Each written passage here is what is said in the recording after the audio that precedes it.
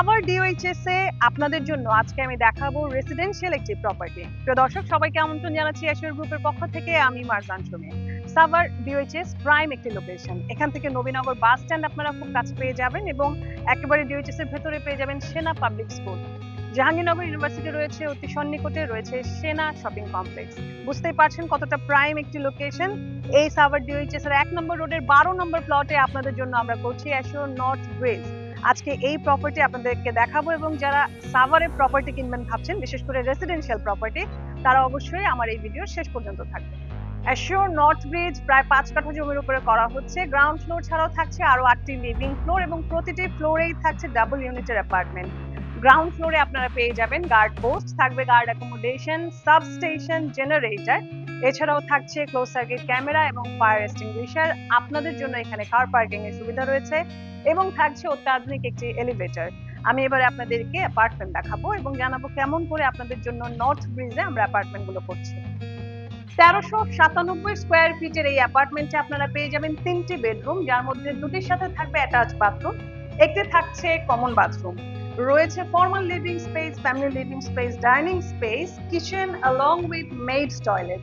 আমি সরাসরি আপনাদেরকে এই অ্যাপার্টমেন্টের মাস্টার বেডরুমটিতে নিয়ে যাচ্ছি।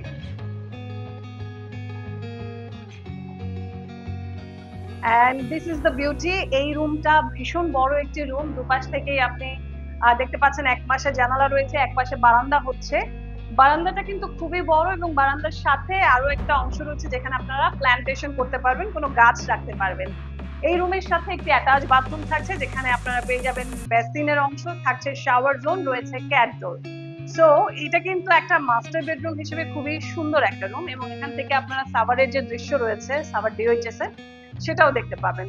এই রুমটার সাথে রয়েছে এই অ্যাপার্টমেন্টের সেকেন্ড অর্থাৎ চাইল্ড বেডরুম এবং চাইল্ড বেডরুমটিও কিন্তু খুবই সুন্দর। ইস্ট ফেসিং একটি রুম। এখান থেকে আপনারা ডিওএইচএস এর ফ্রন্ট যে দিকটা আছে সেটা দেখতে পাবেন এবং এই রুমের সাথে এই অংশটি কিন্তু বারান্দা। এখান থেকে ফুল হাইটের একটি স্লাইড ডোর ব্যবহার করতে পারবেন এবং এটা হচ্ছে বারান্দা। বারান্দার সাথে আমাদের এই অংশটাও থাকছে, এখানে আপনারা চাইলে প্ল্যান্টেশন করতে পারবেন, যে কোনো ধরনের ফুলের গাছ কিংবা যে কোনো গ্রিনারি আপনারা এখানে রাখতে পারবেন। অ্যাটাচড একটি বাথরুম থাকছে যেখানে ক্যাট ডোর থাকবে, থাকবে শাওয়ার জোন এবং বেসিনের অংশ। সো এই দুটি রুম একেবারে পাশাপাশি, অর্থাৎ মাস্টার বেডরুম এবং চাইল্ড বেডরুম।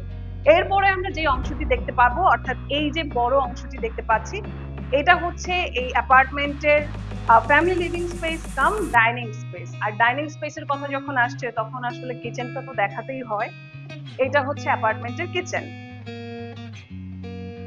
কিচেনটা কিন্তু কোনো রুমের থেকে কম না, একটা বিশাল বড় কিচেন। এদিক থেকে দেখতে পাচ্ছেন অলমোস্ট কিন্তু কিচেন টপের কাজ করা হচ্ছে। উপরেও হচ্ছে গিয়ে বিভিন্ন ধরনের ইলেকট্রিসিটির যে লাইন রয়েছে সেটাও করা হয়ে গেছে, কন্ট্রোল করার কাজ চলছে। অর্থাৎ একেবারেই কিন্তু রেডি হওয়ার কাছাকাছি, মানে 80 to 85% কাজ ডান, আর কিছু কাজ বাকি আছে। সো এই অবস্থায় যদি আপনারা পারচেজ করেন, আপনার ইচ্ছে মতো ইন্টেরিয়র ডিজাইন আপনি করে নিতে পারছেন। এই কিচেনে কিন্তু আপনারা হচ্ছে একটা জানালা তো পাবেনই, তার পাশাপাশি কিচেনের সাথে রয়েছে একটি বারান্দা। সো এই বারান্দায় আপনারা ডাউন ওয়াশের ব্যবস্থা পাবেন এবং কিচেনের সাথে আপনাদের যারা হেল্পিং হ্যান্ড থাকবে অথবা যারা মেডস থাকবে তাদের জন্য একটি টয়লেটও রয়েছে। সো এটাও একটা খুব চমৎকার ফিচার।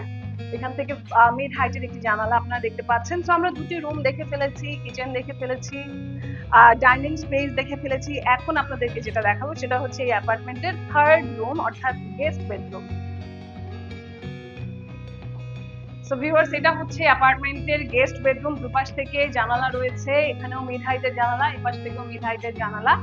দেখতে পাচ্ছেন অলরেডি কিন্তু কাজ অনেকটা হয়ে গেছে, শুধু টাইলসের কাজ বাকি আছে। ফ্লোরে টাইলস করা হবে এবং হচ্ছে গিয়ে আমাদের দেয়ালে কিন্তু রং করা হবে। তো আপনারা যদি এই অবস্থায় অ্যাপার্টমেন্ট পারচেজ করেন, ইন্টেরিয়র ডেকোরেশন নিজের ইচ্ছা মতো করতে পারবেন এবং এই রুমের সাথে পেয়ে যাবেন একটি কমন ওয়াশরুম যেখানে ক্যাট ডোর থাকবে, ভেতরে থাকছে শাওয়ার জোন এবং বেসিনের অংশ।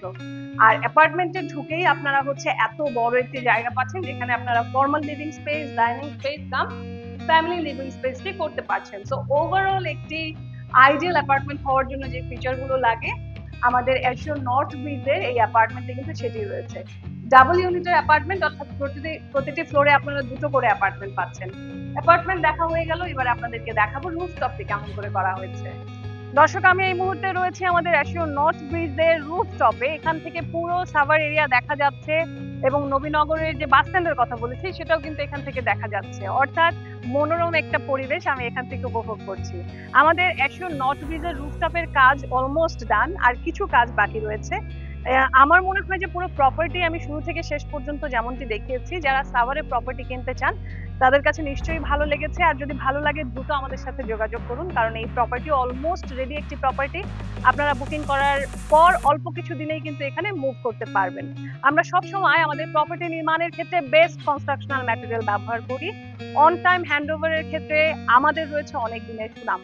তাই অবশ্যই আপনারা আমাদের কাছ থেকে প্রপার্টি কিনবেন এই সবগুলো বিষয় বিবেচনা করে। রুফটপে আপনারা পেয়ে যাবেন cloth drying area, plantation area, kids zone রয়েছে, অর্থাৎ যারা বাচ্চারা আছে তারা খেলাধুলা করতে পারবে, একটি কমিউনিটি হল থাকছে এবং সুন্দর একটি রুফটপ তো থাকছেই।